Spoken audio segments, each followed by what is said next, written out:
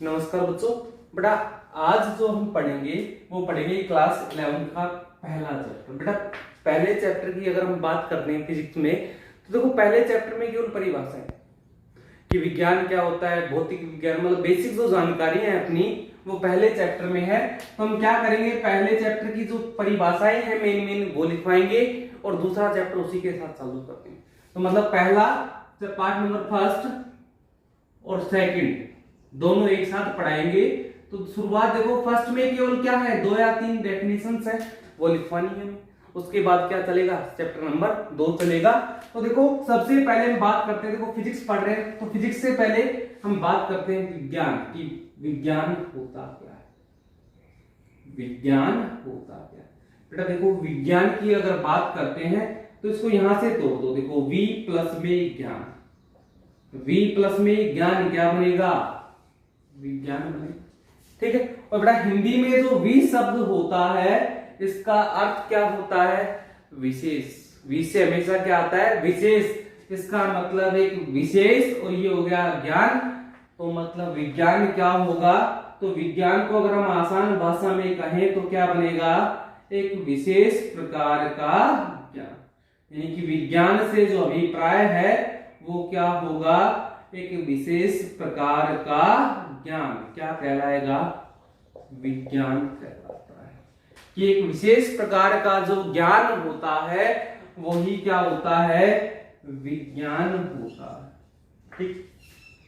या दूसरे शब्दों में देखो बेटा अपने आसपास ये जो वातावरण है, वातावरण कह दो या ब्रह्मांड कह दो, अपने आसपास ब्रह्मांड में ही आ गया वातावरण, ब्रह्मांड बोल दो या क्या बोल दो, वातावरण बोल दो। इस वातावरण में जो भी घटनाएं होती है, मतलब जो भी घटनाएं इस हमारे आसपास चारों तरफ क्या होती है, घटित होती है, या जो घटनाएं हमारे आसपास होती है उन घटनाओं का हम क्या करेंगे, अध्ययन करेंगे। और वो अध्ययन भी कैसा होगा, क्रमबद्ध होगा।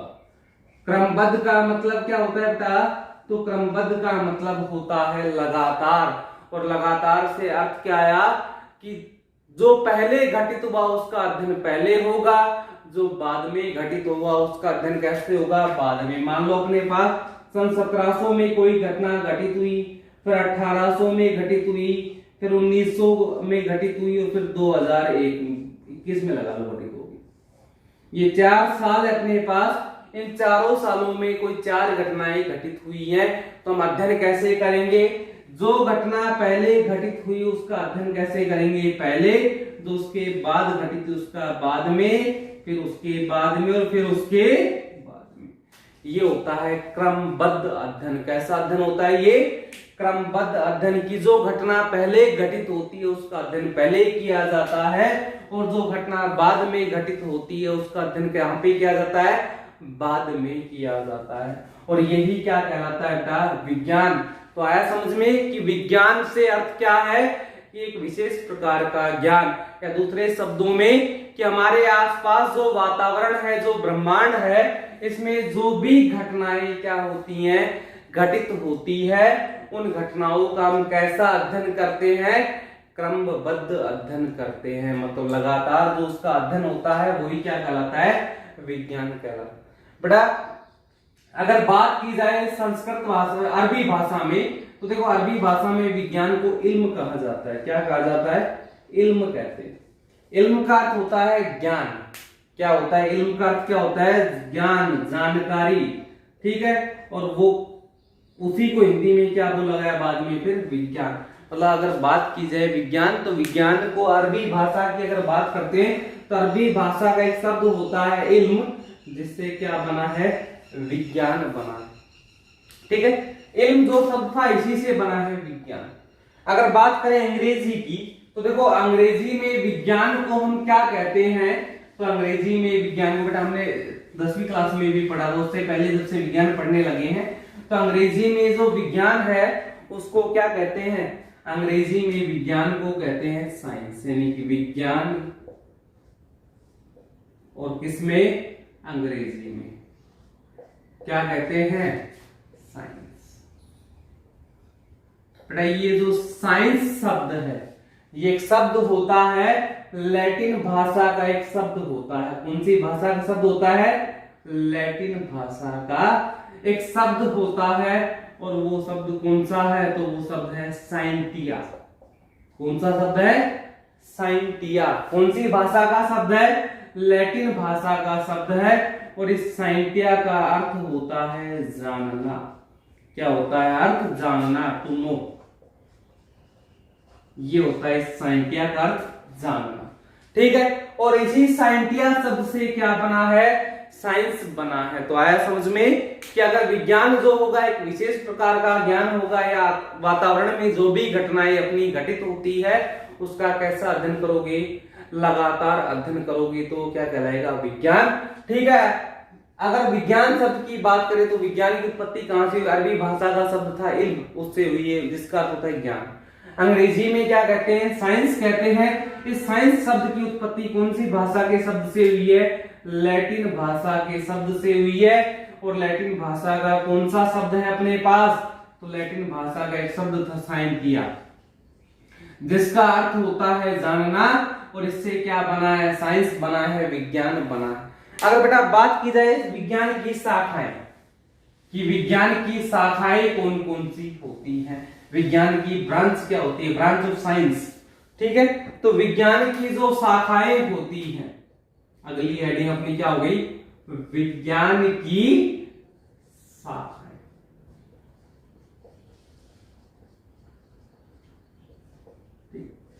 बड़ा मुख्यतः विज्ञान की 3 शाखाएं होती है। कितनी होती है? 3 शाखाएं होती है। तो 3 शाखाएं कितनी होती है? विज्ञान की 3 शाखाएं। और बेटा वो 3 शाखाएं कौन कौन सी होती है?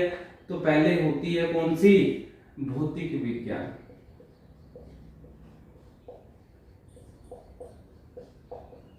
ठीक है। दूसरी कौन सी होती है? तो होती है रसायन विज्ञान। और तीसरी जो होती है वो होती है कौन सी? जीव विज्ञान। अगर अंग्रेजी की बात करें भौतिक विज्ञान मतलब क्या होता है? फिजिक्स। रसायन विज्ञान का मतलब क्या होता है? तो होता है केमिस्ट्री। अगर बात करें जीव विज्ञान तो इसका मतलब होता है बायोलॉजी। ये 3 शाखाएं होती हैं विज्ञान की, मुख्यतः कौन कौन सी? भौतिक विज्ञान, रसायन विज्ञान और जीव विज्ञान। अगर इन दोनों के बारे में थोड़ी थोड़ी बात करें, क्यों? क्योंकि अपना सब्जेक्ट है भौतिक विज्ञान, तो इसके बारे में तब सब कुछ पढ़ेंगे कि भौतिक विज्ञान होता है। इनके बारे में हल्की से अगर जानकारी लेना चाहे किस किस के बारे में? रसायन विज्ञान और जीव विज्ञान के बारे में। तो देखो होता क्या है? विज्ञान की ऐसी शाखा जिसमें किसका अध्ययन किया जाता है? रसायनों का अध्ययन किया जाता है। क्या कहलाएगी? रसायन विज्ञान। ऐसी शाखा जिसमें जीवों का अध्ययन किया जाता है, क्या कहलाएगी? जीव विज्ञान। अब आते हैं अपने टॉपिक पर जो क्या है? भौतिक विज्ञान। तो बेटा विज्ञान की 3 शाखाएं थी, कौन कौन सी? भौतिक विज्ञान, रसायन विज्ञान और जीव विज्ञान। तो आज का जो अपना टॉपिक हो गया इनमें से वो क्या हो गया? भौतिक विज्ञान।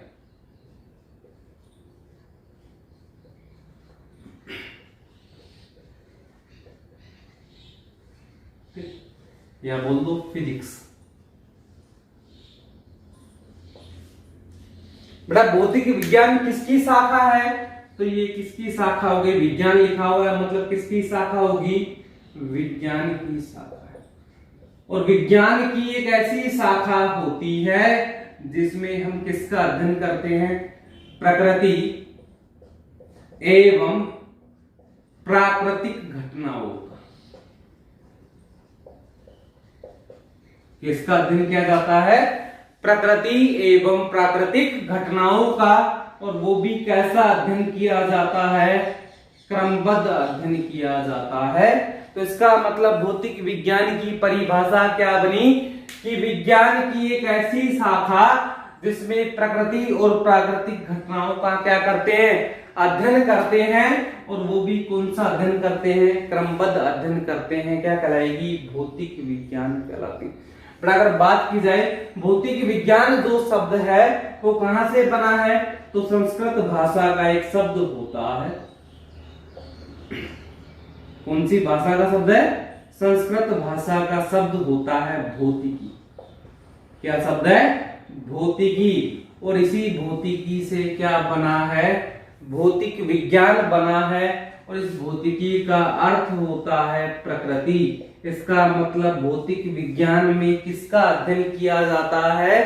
प्रकृति का अध्ययन किया जाता है। आया समझ में कि भौतिक विज्ञान जो शब्द बना है कहां से बना है? भौतिकी से बना है, जिसका अर्थ प्रकृति होता है। तो विज्ञान की एक ऐसी शाखा जिसमें किसका अध्ययन किया जाता है? प्रकृति। और प्रकृति में होने वाली घटनाओं का हम क्या करते हैं? अध्ययन करते हैं। वो क्या कहलाती है? भौतिक विज्ञान कहलाती है। बेटा हिंदी वाला सब तो आ गया, भौतिक विज्ञान कहां से बना? भौतिकी से। अब बात करते हैं अंग्रेजी वाले शब्द की। ठीक है, अब देखो बात करते हैं भौतिक विज्ञान को अंग्रेजी में क्या कहते हैं? बेटा फिजिक्स कहते हैं। अंग्रेजी में क्या कहते हैं? फिजिक्स कहते हैं। और ये जो फिजिक्स शब्द है ये ग्रीक भाषा का एक शब्द होता है फ्यूसिस। कौन सा शब्द होता है? फ्यूसिस। इस फ्यूसिस से क्या बना है? फिजिक्स बना है। और इस फ्यूसिस का अर्थ होता है प्रकृति यानी कि नेचर। क्या अर्थ होता है इसका? प्रकृति, नेचर। और इसी से क्या बना है? फिजिक्स बना है। तो इससे भी अर्थ वही निकला कि भौतिक विज्ञान में किसका अध्ययन किया जाता है? प्रकृति का अध्ययन किया जाता है। आया समझ में? तो विज्ञान की एक ऐसी शाखा जिसमें हम किसका अध्ययन करते हैं? प्रकृति का और प्राकृतिक घटनाओं का। वो भी कैसा? क्रमबद्ध अध्ययन करते हैं। भौतिक विज्ञान कहलाती है। संस्कृत के शब्द भौतिकी से बना है भौतिक विज्ञान, जिसका होता है प्रकृति। ठीक है, इसके अलावा अंग्रेजी में फिजिक्स कहते हैं, जो ग्रीक भाषा के एक शब्द, कौन से शब्द? फ्यूसिस से बना है, जिसका अर्थ भी क्या होता है? प्रकृति। देखो और भी परिभाषाएं, भौतिक विज्ञान की परिभाषाएं बहुत अधिक है। अनेक वैज्ञानिकों ने अनेक प्रकार से भौतिक विज्ञान को परिभाषित किया था, जिसमें से मेन परिभाषा मैंने आपको बता दी प्रकृति वाली। एक परिभाषा और होती है जो आपको मैं बता रहा हूं। बेटा दो शब्द होते हैं, एक शब्द होता है द्रव्य और एक होता है द्रव। ये दो शब्द हो गए, एक तो द्रव्य है और एक क्या है? द्रव। देखो दोनों में अंतर क्या होता है? ये जो द्रव है ये पदार्थ की अवस्था होती है। क्या होती है? पदार्थ की अवस्था, जो आपने पढ़ी है। और कौन कौन सी पढ़ी होती है? एक तो ठोस होती है, एक द्रव होती है और एक क्या होती है? गैस। इन तीन अवस्थाओं में से एक अवस्था होती है कौन सी? द्रव। अब बात करते हैं द्रव्य। बेटा द्रव्य का मतलब होता है पदार्थ। द्रव्य का अर्थ क्या होता है? पदार्थ। इसका मतलब क्या हुआ? इस द्रव्य के अंदर पदार्थ की तीनों अवस्थाएं आती हैं, ठोस भी आता है, द्रव भी आता है और गैस। इन तीनों से मिलकर बना क्या? द्रव्य। और ये वाला द्रव क्या होता है? केवल पदार्थ की एक अवस्था। आया समझ में कि द्रव्य और द्रव में क्या अंतर होता है? तो द्रव तो केवल पदार्थ की एक अवस्था होती है, जबकि द्रव्य जो होता है वो संपूर्ण अपना क्या होता है? पदार्थ होता है। तो अब बात करते हैं अपनी दूसरी परिभाषा की, जो क्या है कि विज्ञान की, भौतिक विज्ञान की बात कर रहे हैं। तो विज्ञान की एक ऐसी शाखा है जिसके अंदर हम किसका अध्ययन करते हैं? द्रव्य, मतलब पदार्थ का अध्ययन हो गया, जिसमें ठोस भी आ गया, द्रव भी आ गया और गैस। इसके अलावा किसका अध्ययन करते हैं? ऊर्जा। एक तो पदार्थ का अध्ययन करेंगे, दूसरा किसका करेंगे? ऊर्जा का और इनकी अन्योन्य क्रियाओं का। इन दोनों के बीच में जितनी भी क्रियाएं होती हैं उनका भी क्या करेंगे? अध्ययन करेंगे। तो वो कौन सी कहलाएगी? भौतिक विज्ञान कहलाएगी। मतलब विज्ञान की एक ऐसी शाखा जिसमें द्रव्य, ऊर्जा एवं ऊर्जा तथा इनकी जो क्रियाएं होती है द्रव्य और ऊर्जा की आपस में, उन क्रियाओं का क्या किया जाता है? अध्ययन किया जाता है। वो क्या कहलाएगी? अपनी भौतिक विज्ञान कहलाती है। कौन सी शाखा कहलाएगी बेटा? वो तो वो शाखा अपनी कहलाती है भौतिक विज्ञान। ठीक है, जैसे देखो बेटा विज्ञान की तीन शाखाएं थी, उसी प्रकार से भौतिक विज्ञान की भी कई शाखाएं होती है। तो अगली जो अपनी हेडिंग हो गई वो है भौतिक विज्ञान की शाखाएं। भौतिक विज्ञान की शाखाएं। अब देखो भौतिक विज्ञान की शाखाएं क्या होती है अपने पास। तो अगर बात करते हैं भौतिक विज्ञान की शाखाओं की, तो जैसे विज्ञान की 3 शाखाएं थी, भौतिक विज्ञान, रसायन विज्ञान और जीव विज्ञान, वैसे बेटा इसकी बहुत अधिक शाखाएं होती है। ठीक है, उनमें मुख्यतः कौन कौन सी शाखाएं होती है? तो देखो भौतिक विज्ञान की शाखाओं में एक हो गई गतिकी। गतिकी का मतलब कि भौतिक विज्ञान की एक ऐसी शाखा जिसमें हम किसका अध्ययन करेंगे? गति का अध्ययन होगा। किसका अध्ययन होगा? इसमें गति का अध्ययन होगा। तो वो शाखा कौन सी कहलाती है? गतिकी। ठीक है, दूसरी शाखा की अगर हम बात करें, वैद्युत की हो गई। मतलब इसमें किसका अध्ययन होगा? विद्युत का अध्ययन होगा। तो भौतिक विज्ञान की एक ऐसी शाखा जिसमें विद्युत का अध्ययन किया जाता है, क्या कहलाती है? वैद्युत की। तीसरी हो गई यांत्रिकी।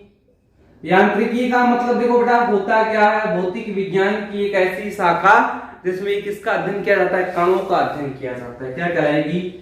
यांत्रिकी। नंबर 4 पर अगर बात करते हैं, देखो वो कौन सी आएगी? विद्युत चुंबकीय या कह दो चुंबकीय। इसमें विद्युत और चुंबक दोनों की क्रियाओं का अध्ययन किया जाता है। मतलब इसमें किसका अध्ययन किया जाएगा? चुंबक का अध्ययन किया जाएगा। वो हो गई विद्युत चुंबकीय। अगली होती है बेटा प्रकाशिकी। प्रकाशिकी में किसका अध्ययन किया जाएगा? प्रकाश का अध्ययन किया जाएगा। अगली होती है इसके अलावा उष्मागतिकी, काइनेमेटिक्स। उष्मा थर्मोडायनेमिक्स। उष्मागतिकी का मतलब क्या हो गया? थर्मोडायनेमिक्स। और बेटा इसमें किसका अध्ययन होगा? उष्मा का अध्ययन होगा। उष्मागतिकी मतलब किसका अध्ययन होगा? उष्मा का अध्ययन होगा। अगली हो गई नाभिकी, मतलब जिसमें नाभिकीय अभिक्रिया और नाभिक का अध्ययन किया जाएगा, वो क्या हो गए?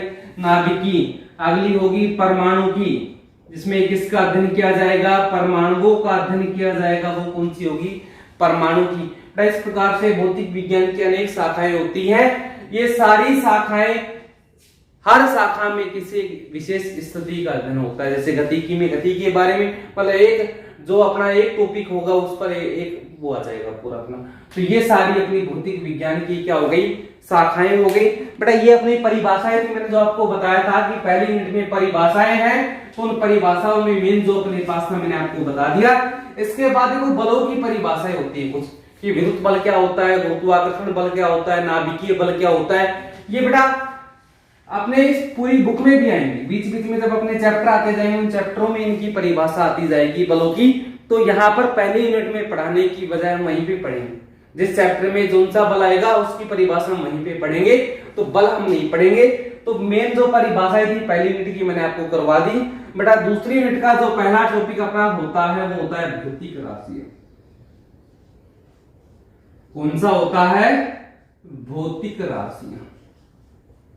अब देखो समझो कि भौतिक राशियां होता क्या, कि भौतिक राशियां क्या होती है। ठीक है, भौतिक राशियां बोल दो या बोल दो फिजिकल क्वांटिटी।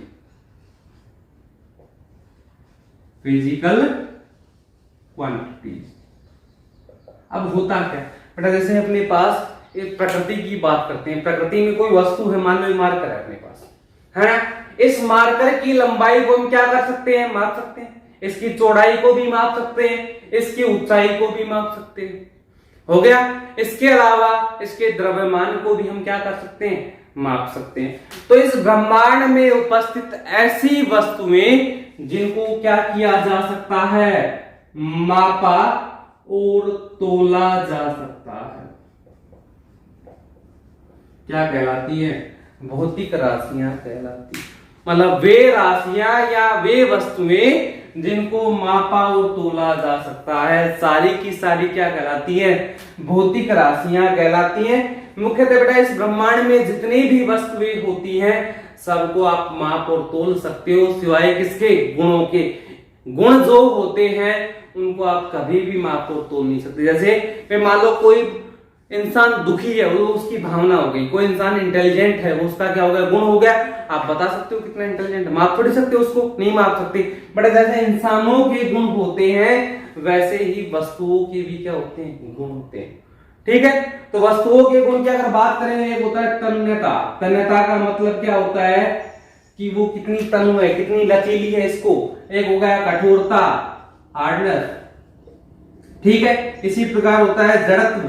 तो ये होते हैं वस्तुओं के गुण, और इन गुणों को कभी भी मापा नहीं जा सकता। तो गुणों को छोड़कर संपूर्ण वस्तुएं जो बसती हैं, संपूर्ण राशियां क्या कहलाती है? भौतिक राशियां होती है। और गुण कभी भी भौतिक राशि नहीं होते हैं। क्यों? क्योंकि बेटा गुणों को कभी भी मापा और तोला नहीं जा सकता। तो आया समझ में कि भौतिक राशियां क्या होती है? वे राशियां जिनको मापा और तोला जा सकता है क्या कहलाती है? भौतिक राशियां कहलाती है। बड़ा भौतिक राशियां जो होती है वो अपनी दो प्रकार की होती है। और दो प्रकार कौन कौन से होते हैं? एक तो होती है मूल राशियां। कौन सी होती है? मूल राशियां। और दूसरी कौन सी होती है? तो वो होती है व्युत्पन्न राशियां। ये दो प्रकार की अपनी क्या होती है? भौतिक राशियां होती है, मूल राशियां और व्युत्पन्न राशियां। ठीक है, इन दो प्रकारों के बारे में जो अध्ययन होगा वो हम पढ़ेंगे बेटा अपनी नेक्स्ट क्लास में। ठीक है बेटा, थैंक यू।